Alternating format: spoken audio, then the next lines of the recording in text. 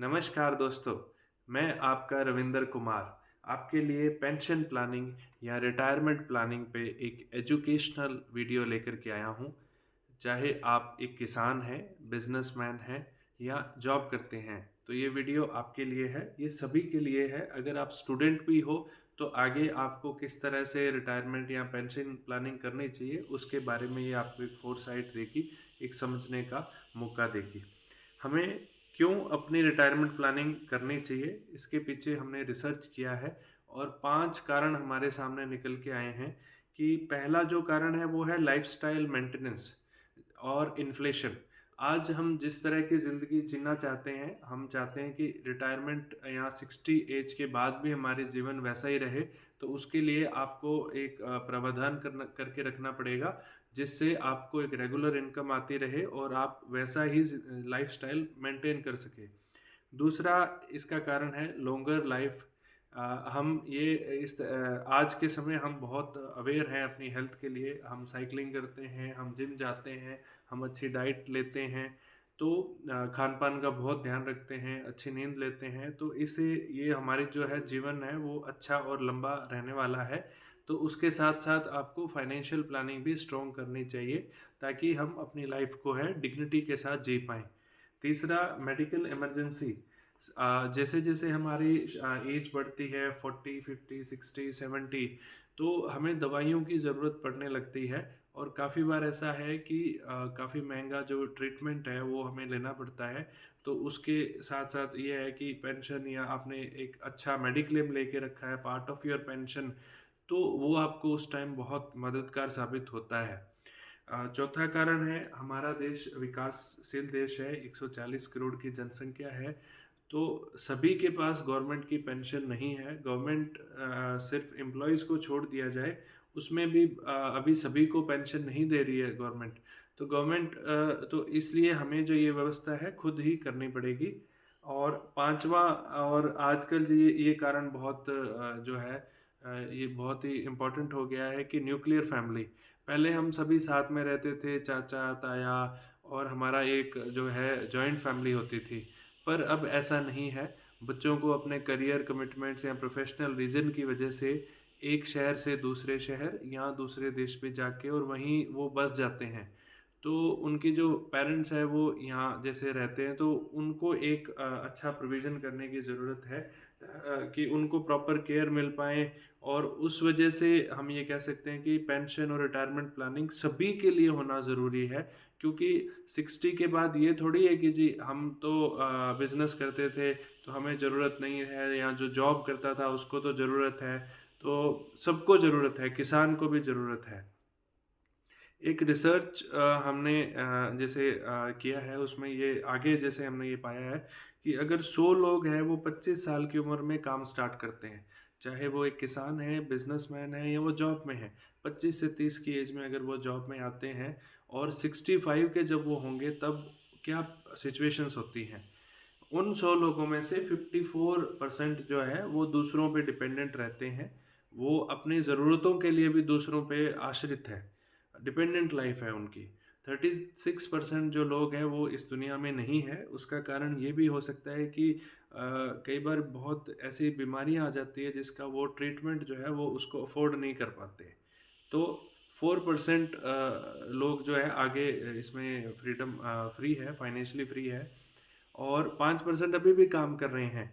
और इस प्रकार से रिटायरमेंट की जो है वो व्यवस्था होनी बहुत ज़रूरी है कि 100 में से 54 तो जो है डिपेंडेंट है, 36% जो है ही नहीं, 5% अभी भी काम कर रहे हैं, 4% जो है वो अपनी ज़रूरतों के लिए जो है वो किसी पे डिपेंडेंट नहीं है, और सिर्फ 1% लोग ऐसे हैं जो हम कह सकते हैं वेल्दी है। उनको कोई भी कार्य करना है, चैरिटी करनी है, कहीं घूमने जाना है अपनी फैमिली के साथ में, तो वो किसी से पूछने की आवश्यकता नहीं है, फाइनेंशियली वो फ्री हैं।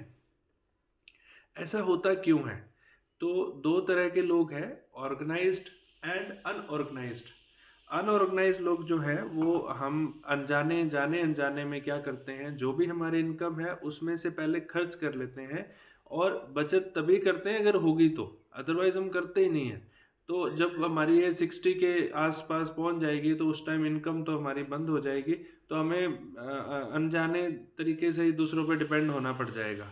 दूसरा, जो ऑर्गेनाइज्ड लोग हैं, जो समझदारी से चलते हैं, वो अपनी छोटी एज जैसे ही वो काम स्टार्ट करते हैं, 25 साल 30 साल, तो वो एक सेविंग, एक प्रोविजन करना शुरू कर देते हैं कि this person who is of 25 years has to take care of the person of 55 और 65 years एंड अबव।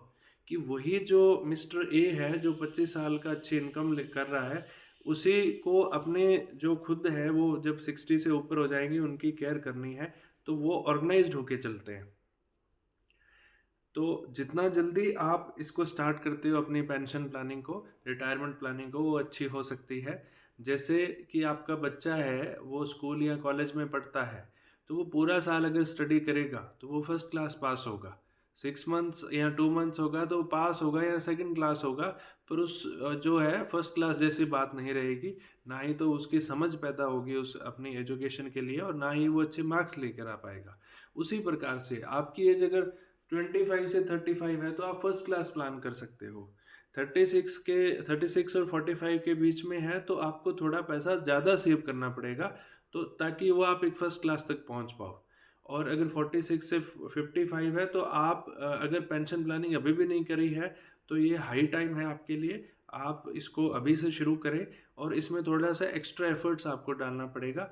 और अगर हमारी एज 55 एंड अबव है और अगर हम पेंशन प्लानिंग के बारे में सोचें, तो सिर्फ सिंगल प्रीमियम को छोड़ के दूसरा कोई ऑप्शन नहीं है, तो उसके लिए आप कर सकते हो। तो मतलब कहने का जो भाव है हमारा वो ये है कि जितना जल्दी आप स्टार्ट करेंगे उतनी ही आपकी प्लानिंग अच्छी रहेगी।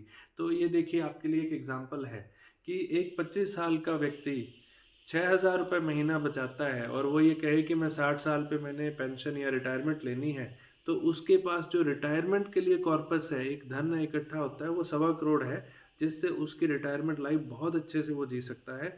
उसी प्रकार से वो दूसरा व्यक्ति 35 साल में सेम पैसा बचाता है और वो 60 साल पे रिटायरमेंट होता है, तो उसके पास जो इकट्ठा होगा कॉर्पस उसके लिए रिटायरमेंट के लिए, वो सिर्फ लगभग 52-53 लैक्स रहेगा।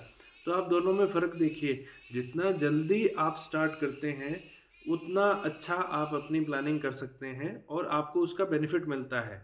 अगर सेम 45 पे आके हमने प्लानिंग करी तो सिर्फ 20 लाख रुपए मुश्किल से ही वो जो है कॉर्पस क्रिएट होगा। तो इस प्रकार से देखिए, संजय जो है वो फर्स्ट क्लास कर सकते हैं, या जो छोटी एज में फिर सेकंड क्लास, और जो पास क्लास है, जो हमने आपको पिछली स्लाइड में बताया है। तो इस प्रकार से एक जो बहुत ही अच्छा कोटेशन मुझे लगता है, हमारे ट्रेनर हैं, टीचर हैं, और इनका ये है कि बूंद बूंद से सागर भरता है, तो बूंद बूंद से खाली भी हो सकता है। तो आपको अपनी बचत तो करनी है, साथ में अपनी लीकेजेस को भी देखना है कि कहाँ पे आपका पैसा वेस्ट हो रहा है। उसको आप आज बचाएंगे तो पैसा आपको बचाएगा। तो मिस्टर मुकेश जोशी जी की ये लाइनें जो है ये बहुत ही अच्छी है, एक मैसेज देती है कि आपको छोटी छोटी बचत करके जो है अपनी प्लानिंग, जो है पेंशन प्लानिंग है, उसको आपको अच्छा करना चाहिए और पैसे को सही तरीके से यूज करना चाहिए। एक एग्जांपल देना चाहूँगा मैं यहाँ आपको। अमिताभ बच्चन के बारे में सभी जानते हैं। लगभग 2002 में वो फाइनेंशियली बैंकरप्ट हो गए थे, और उन्होंने अपने एक आर्टिकल में ऐसा लिखा है कि जो फाइनेंशियल फोरसाइट के बारे में जिन लोगों की समझ होती है वो बहुत ही लकी है। कहने का मतलब है, आज आपकी कितनी भी इनकम है, आपके पास कितना भी पैसा है, अगर आपको पैसे के बचाने की समझ नहीं है तो वो हमारे पास ज़्यादा दिन नहीं टिक पाएगा। और वो -400 करोड़ हो गए थे अमिताभ बच्चन जी, पर उन्होंने दोबारा से बाउंस बैक किया। आज उनकी वेल्थ जो है वो 3000 करोड़ है। और उसके काफ़ी टाइम बाद शाहरुख खान ने काम स्टार्ट किया था 1985 1990 में, तो उनकी वेल्थ जो है अमिताभ बच्चन से डबल है।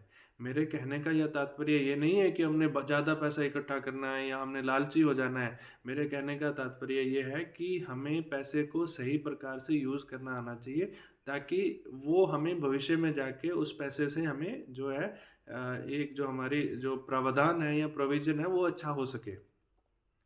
आपको और अधिक जानकारी चाहिए, आपने जो भी पेंशन के लिए प्लानिंग की है, जो प्रोविज़न्स किए हैं, उनको आप हम रिव्यू करना अगर आप चाहें, तो हम रिव्यू कर सकते हैं। आप हमें कॉन्टैक्ट कर सकते हैं और आपको अगर ये जानकारी जो मैंने वीडियो के माध्यम से दी, तो वो कैसी लगी आप हमें कमेंट कर सकते हैं। आपको कैसा जो अच्छा चीज़ लगी वो भी हमें कमेंट कर सकते हैं। आपको ये अगर प्रोडक्टिव लगी कि ये सबके पास पहुंचनी चाहिए तो आप अपने दोस्तों के साथ, अपनी फैमिली में सबके साथ इसको शेयर कीजिए।